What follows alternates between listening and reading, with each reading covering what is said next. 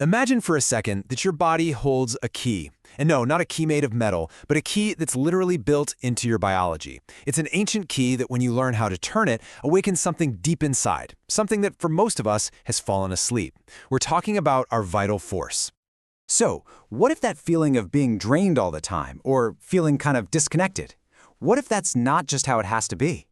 What if it's simply because we've forgotten how to use this key?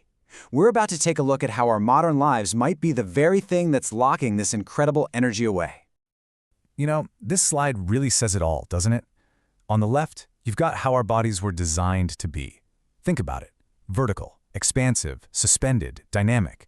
We were built to move, to reach, to stretch. But then look at the right side. That's our modern reality. Sedentary, compressed, tense, and, yeah, hunched. We spend our days fighting against our own blueprint. And that's the bottom line, really.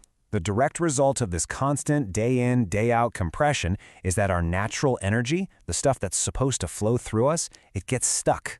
It gets blocked. It's not gone, not at all. It's just dormant, kind of waiting for us to give it some space to move again. Okay, but here is where things get really, really interesting. The solution to this modern problem isn't some brand new app or a high-tech gadget. Nope, it's an ancient secret. A universal practice that was discovered independently by civilizations that were thousands of miles apart, civilizations that never even met. So, let's go to ancient China. The Taoists, they had this beautiful way of seeing the body as a living tree. And the spine, that was the trunk. It was the main channel where vital energy, what they called qi, would rise up, just like sap in a tree. For them, it was simple. If you want life to circulate, the spine has to be open and flexible.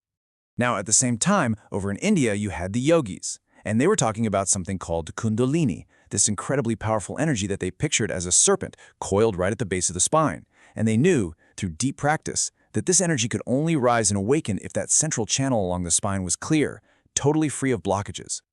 And then, let's jump across the entire ocean to Mesoamerica. The Toltec healers, they used forms of physical suspension as a way to do an energetic tune-up. They believed that by literally letting go of the body's weight, the spirit could realign itself, and that would allow energy to start flowing freely all over again. Just pause and think about that for a second. The Taoists, the yogis, the Toltecs, three totally separate cultures. No emails, no phones, no way of communicating, and yet they all came to the exact same conclusion. If you want to awaken your inner energy, you have to free the spine first. That's not a coincidence. That's like tapping into some kind of deep, universal human wisdom. All right, so the ancient wisdom is pointing us in a very clear direction. But what's actually happening inside our bodies when we do this? What's the modern science behind it? Let's dive into the science of this release. It turns out that when you suspend your body, even for just a minute, it sets off this amazing chain reaction. It's a transformation that happens on 3 different levels. First, you decompress the spine. Second, you soothe the entire nervous system. And third, you activate your deep, foundational core. Let's break down that first level. All day, every day, gravity is just pressing down on you. It's squishing the soft discs between your vertebrae. Well, hanging flips that script completely. It uses your own body weight and gravity to gently pull everything apart, creating space. Your discs get a chance to breathe and rehydrate. And maybe most importantly, any nerves that were getting pinched finally get some relief.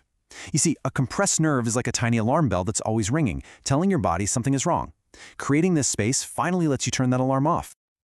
Now for level 2, soothing the nerves. This is where we meet the star of the show, the vagus nerve. You can think of it as your body's built-in calm switch. When you hang, that gentle stretch through your torso and neck, especially when you pair it with slow, deep breathing, directly stimulates this nerve, and that sends a powerful signal straight to your brain that says, hey, we're safe.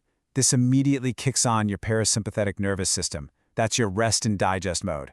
Your heart rate actually slows down, inflammation can decrease, and your mind just gets quieter. It's pure physiology. And that brings us to the third level, which is so cool. This is where we start to activate the deep muscles that those ancient traditions saw as the actual gates that control the flow of our life force. So what are we talking about? We're talking about your diaphragm and your pelvic floor. Your diaphragm, that's the gate of your breath. When it's tight, your breath is shallow and stuck in your chest. The pelvic floor, well, that's the gate of your core vital impulse. Now, when you hang, you are naturally reteaching these two muscle groups how to work together, how to dance in harmony. As they start to coordinate, the gates open, and that dormant energy finally has a path to start moving upward. Okay, so we've got the physics, we've got the biology, but this whole practice goes way deeper than just mechanics. Let's talk about the more subtle, energetic things that start to happen when you begin to unlock your body. This right here is the main idea. It's so simple, but it's incredibly profound. Your physical body and your energetic body aren't separate things. They're two sides of the exact same coin. So when you create space in the physical, you automatically create flow in the energetic. The energy was never missing, it was just stuck in a traffic jam. You're just clearing the road. And you can actually feel this happening. Now, it might be really subtle at first. Maybe it's a light tingling or a feeling of warmth that starts to rise up from your tailbone. You might suddenly notice that your breath got way deeper without you even trying. Or maybe it's just a feeling of lightness, of space opening up in your chest. A lot of people also talk about this sudden sense of mental quiet. These aren't just random feelings. They are real, tangible signs that your energy is finally on the move again. And of course, there's an emotional piece to this puzzle. Just think about it. Where do you hold your stress? For most of us, it's in our shoulders, right up by our ears. It's in our chest, it's in our jaw. That physical tension is often the container where we store unprocessed or unexpressed emotions. So when you hang, and you feel those muscles finally let go, you're not just stretching your body, you're giving that stored emotional energy a chance to gently release too. Okay, this all sounds pretty amazing, right? But the question is, how do you actually do it? Well, the most beautiful part of this whole thing is its simplicity. This is not about adding another hour-long workout to your day. It's about a tiny, consistent, 1-minute daily ritual. Seriously, this is all it takes. First, find a spot. A pull-up bar is perfect, but a sturdy tree branch or the top of a door can work too. Just be safe. Second, start slow. I mean it. 20 to 30 seconds is more than enough when you begin. Third, breathe. Focus on taking a deep inhale through your nose and then a long, slow sigh out through your mouth. And finally, and this is key, listen to your body. The goal isn't to muscle through it. It's to let go without force. Now, this might be the most important slide of all.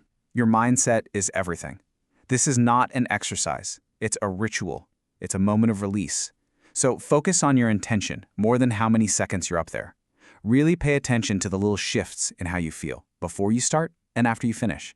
And remember, the real magic here is cumulative. It's consistency, day after day, that builds up to something truly transformative. When you get right down to it, this 1-minute practice is a quiet but powerful statement. It's you consciously choosing to carve out 60 seconds from your day to push back against all the compression, all the stress of the world, and just return to yourself. Return to your body, to your breath, to your own center. And that really just brings it all home. We spend so much of our lives looking for energy and vitality out there somewhere, in the next cup of coffee, the next supplement, the next motivational video, but the deepest well of vitality has been right here, inside of us the whole time. It's just a matter of learning how to inhabit our own bodies a little more fully. Every single day, we carry so much. The weight of our to-do lists, our worries, our responsibilities, it's heavy.